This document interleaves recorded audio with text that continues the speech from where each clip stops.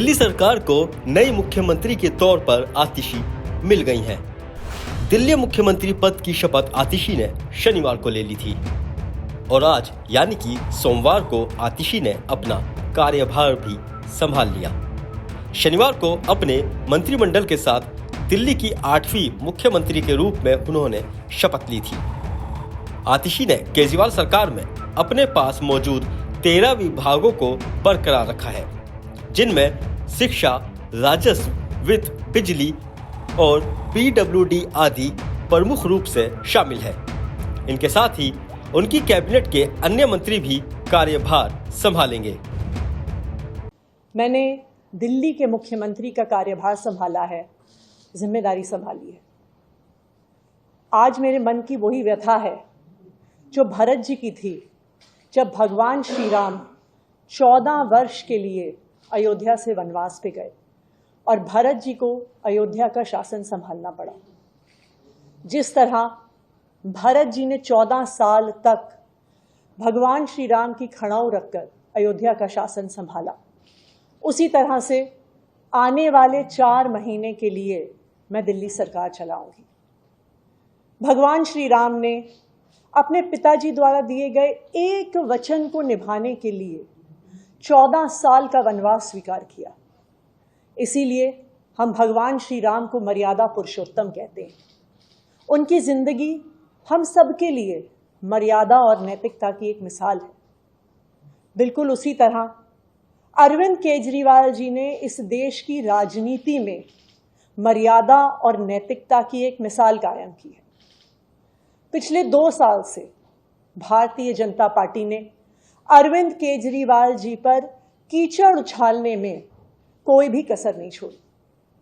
उन पर झूठे मुकदमे लगाए, उनको गिरफ्तार किया, उनको 6 महीने तक जेल में रखा। जब अरविंद केजरीवाल जी को सुप्रीम कोर्ट ने जमानत दी तो उन्होंने कहा कि अरविंद केजरीवाल जी की गिरफ्तारी एक दुर्भावना के तहत हुई है।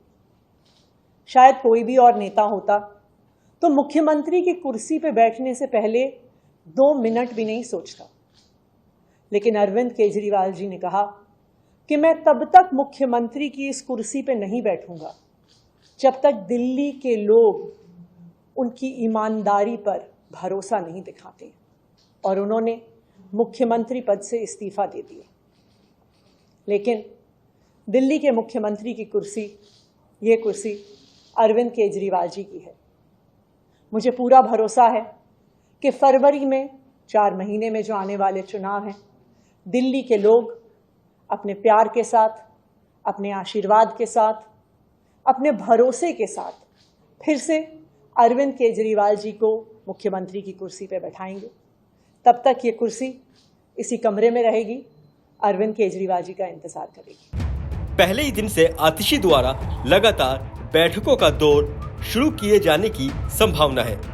सोमवार या मंगलवार को कैबिनेट की बैठक भी बुलाए जाने के आसार हैं। आतिशी की अध्यक्षता वाली नई कैबिनेट के पास लंबित परियोजनाओं, योजनाओं और अगले साल फरवरी में दिल्ली में होने जा रहे विधानसभा चुनाव को देखते हुए अगले कुछ महीनों में शुरुआत की जाने वाली नई पहलों की एक लंबी फहरिस्त है।